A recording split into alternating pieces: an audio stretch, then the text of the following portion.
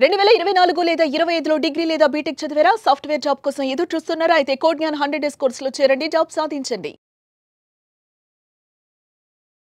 Hello sir. Hello అండి. సాయిరామ్ గారు, జనరల్‌గా మీ దగ్గరికి వచ్చేటువంటి స్టూడెంట్స్ అందరూ అంటే ఐటీకి వస్తున్నారు అని అంటే చాలామంది టెక్నికల్ స్టూడెంట్స్ అయ్యి ఉంటారని చెప్పేసి అనుకుంటూ ఉంటారు. బట్ నాన్ టెక్నికల్ కూడా ఉంటారు చాలామంది. అవును. వాళ్ళకి కూడా కావాలి సార్ జాబ్స్. అవును. ఎక్కడున్నాయి ఇప్పుడు మార్కెట్ అంతా 2025 మార్కెట్ అంతా చూసుకుంటే ఎక్కడెక్కడో వెతుక్కుంటూ ఉన్నారు కానీ 2 తెలుగు రాష్ట్రాల్లోనూ 800 కంపెనీస్ చూపించేటువంటి ఒకే ఒక్క సంస్థ మీది.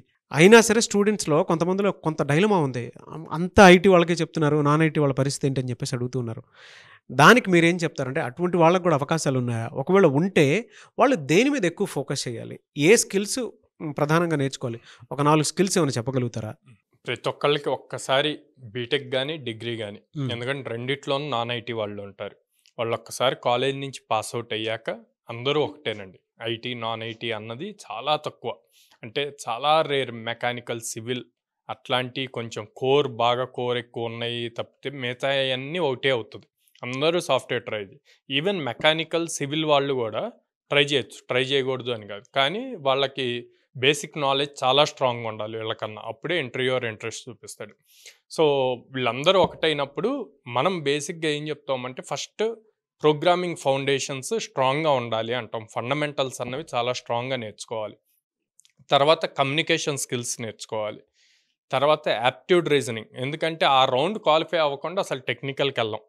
సో యాప్ట్యూడ్ రీజనింగ్ తెలుసుకోవాలి. కమ్యూనికేషన్ స్కిల్స్, బిహేవియరల్ స్కిల్స్, ఇంటర్వ్యూలో ఎలా బిహేవ్ చేయాలి, ఇవన్నీ సాఫ్ట్ స్కిల్స్ కిందకి వస్తాయి. అండ్ దెన్ టెక్నికల్గా ఎంత స్ట్రాంగ్గా ఉన్నామో అన్నది ఇంపార్టెంట్. సో ఇవన్నీ కలిపి చేస్తే ఐటీ వాళ్ళైనా నాన్ ఐటీ వాళ్ళైనా జాబ్ ఈజీ క్రాక్ చేయగలుగుతారు.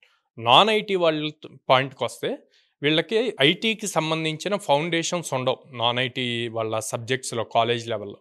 సో అందుకని ఇంకొంచెం ఎక్కువ ఇనీషియల్ ఫస్ట్ 10 to 15 డేస్ కోడ్‌జ్ఞాన్‌లో జాయిన్ అయ్యాక 10 to 15 డేస్ ఐటీ వాళ్ళు కష్టపడే దానికన్నా ఇంకొక 1 అవర్ ఎక్కువ కష్టపడతాయి. ఎక్కువ కష్టపడటం అంటే ఏంలా, వీళ్ళు ఒక్కసారి ప్రోగ్రామ్ సాల్వ్ చేస్తే జనరల్గా స్టూడెంట్ సైకాలజీ ఎలా ఉంటుంది అంటే ఒక్కసారి ప్రోగ్రామ్ టైప్ చేసి అవుట్పుట్ వచ్చిందంటే అబ్బా వచ్చేసిందిరా అని చెప్పి రిలాక్స్ అయిపోతారు.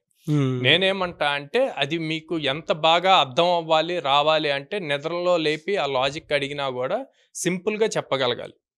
అంటే మీరు నేర్చుకున్న ఏ టాపిక్ అయినా ఒక 5 ఇయర్స్ 6 ఇయర్స్ కిడ్కి అర్థమయ్యేట్లు మీరు గనక చెప్పగలిగితే మీకు ఆ కాన్సెప్ట్ వచ్చినట్టు. సో ఫస్ట్ ఎట్లాగో మేము కంప్లీట్ బేసిక్స్ నుంచి నేర్పిస్తాం అందరికీ, ఓకే, ఎవరికైనా. సో ఇంకొంచెం ఎఫర్ట్స్ పెట్టి ఒక 1 or 2 అవర్స్ ఎక్స్ట్రా వీళ్ళు ప్రాక్టీస్ చేస్తే ప్రోగ్రామింగ్ అలవాటు అయ్యే వరకు ఈజీగా ప్రోగ్రామింగ్ నేర్చుకోగలుగుతారు. అండ్ నేను చెప్పినట్టు communication skills, logical skills, soft skills and then technical skills స్ట్రాంగ్గా నేర్చుకుంటే మేము చెప్పినట్టు యాజ్ ఇట్ ఈజ్ వాళ్ళకు వచ్చిన ఆపర్చునిటీస్ అన్ని క్రాక్ చేయగలుగుతారు. సో మన దగ్గర అట్లాగా నాన్ ఐటీ నుంచి వచ్చి సాఫ్ట్వేర్ కెరీర్ స్టార్ట్ చేసుకుంటూ జాబ్లో ప్లేస్ అయిన వాళ్ళు చాలామంది ఉన్నారు. ఓకే, మీకు ఆ రివ్యూస్ ఇస్తాను, ఒకసారి చూద్దామండి. అంటే అటువంటి వాళ్ళు ఎవరైనా ఉంటే ఒకసారి చూద్దామా? యా షూర్, మీకు ఆ రివ్యూస్ ఇస్తాను, మీరు ప్లే చేయొచ్చు. Hi guys, I'm Deepika and I'm from Visakhapatnam. I hold my Bachelor's of Degree in Sri Vishnu Engineering College for Women in Electronics and Communication stream. ఇక్కడ నేను జాయిన్ అయింది Subbu sir consult చేసి నేను ఇక్కడ join అయ్యాను. ఇక్కడ trainers like Mallikarjun sir, Prasanna sir, Sai Vardhan sir అసలు చాలా మోటివేట్ చేసి ప్రతిదీ నేర్చుకోవడానికి ఛాన్సెస్ ఇస్తూ ఉండేవాళ్ళు. క్లాస్లో చెప్పినవన్నీ మనం ఇక్కడ ప్రాక్టీస్ సెషన్స్లో ప్రాక్టీస్ చేసుకుంటూ మన స్కిల్స్ మనం డెవలప్ చేసుకోవచ్చు.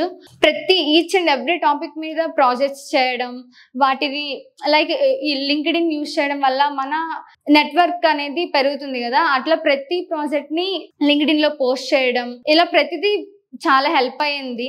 మనల్ని మనం అప్స్కిల్ చేసుకోవడానికి it's a best opportunity to join in Codegnan destination. Based in Capgemini, I'm 2024 batch passed out and with package of 4.25. And finally, I want to thank everyone, Sairam sir, Saket sir, Subbu sir, and all. Myself Surendra Reddy. I am from Kakinada. Studied in Satyabama University, Chennai. So recently I got placed in Nixon Insight as a software trainee with a package of 4.5 LPA. So నేను గూగుల్లో అదంతా search చేసి కోడ్‌జ్ఞాన్ best అని తెలుసుకొని ఇక్కడ join అయ్యా. Join అవ్వడం అది చాలా హెల్ప్ఫుల్ అయిందని ఇప్పుడు అర్థమవుతుంది నాకు. So Saivardhan sir, Saketh sir వీళ్ళంతా చాలా హెల్ప్ చేశారు నా ఈ జర్నీలో. So thank you Codegnan for helping me out. Anyways great అండి.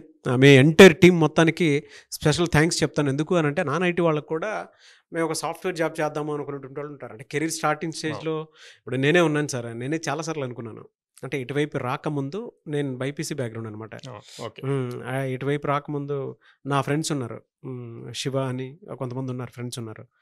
వాళ్ళతో నేను అనేవాడిని, మేబీ ఆ టైంలో నేను రాంగ్ స్టెప్ తీసుకున్నానేమోరా, ఇటువైపు రావాలి అనుకున్నాను బట్ అవ్వలేదు అని. బట్ కొంచెం జనరేషన్ మారే కొద్దీ నాన్ ఐటీ బ్యాక్గ్రౌండ్ వాళ్ళు కూడా ఇలా నేర్చుకొని ఇందులోకి రావచ్చు అనేటువంటి హోప్ని మాత్రం క్రియేట్ అయ్యేలా చేశారు. Thank you so much for that. అందరికీ ఆపర్చునిటీస్ ఉన్నాయండి. రైట్ ఆపర్చునిటీ ఎక్కడుంది అన్నది చూసుకొని కెరీర్ స్టార్ట్ చేసుకుంటే ఈజీ అవుతుంది. ఎస్. ఎనీవేస్ థ్యాంక్ యూ అండి. Thank you so much Sairam గారు. థ్యాంక్ యూ అండి. చూసారు కదండి వీడియో. ఈ వీడియోపై మీ అభిప్రాయాన్ని కమెంట్ బాక్స్లో పోస్ట్ చేయండి. అండ్ ముఖ్యంగా మీరు కనుక మీకు ఐటీ వైపు రావాలని అనిపిస్తే, అది నాన్ ఐటీ బ్యాక్గ్రౌండ్ అయినా ఐటీ బ్యాక్గ్రౌండ్ అయినా సరే, ఆల్మోస్ట్ 800 కంపెనీస్ తోటి అసోసియేట్ అయ్యి మీకు ట్రైనింగ్ ఇచ్చి ఉద్యోగ అవకాశాలు కల్పిస్తూ ఉన్నారు. మీరు జాయిన్ అయితే ఆఫర్ లెటర్ తోటి బయటికి వెళ్ళాలి అనుకుంటే మాత్రం డెఫినెట్గా కోడ్జ్ఞాన్ అప్రోచ్ అవ్వాలనుకుంటే స్క్రీన్ మీద మీ కాంటాక్ట్ నెంబర్ కనిపిస్తుంది. దాన్ని మీరు కాల్ ఆర్ మెసేజ్ వాట్సాప్ చేసి డెఫినెట్గా ఎన్రోల్ చేసుకోండి. విజయవాడ, హైదరాబాద్, బెంగళూరు ఈ 3 ప్లేసెస్లో ఉన్నాయి. సో ఎవరైనా సరే ఎన్రోల్ చేసుకోవాలనుకుంటే మాత్రం వెంటనే స్క్రీన్ మీద కనిపిస్తున్న నెంబర్ సంప్రదించండి. ఈ వీడియో లైక్ చేయండి, షేర్ మాత్రం తప్పకుండా చేయండి. ఇలాంటి మరిన్ని వీడియోస్ కోసం మా ఛానల్ ఫాలో అవ్వండి. Thank you.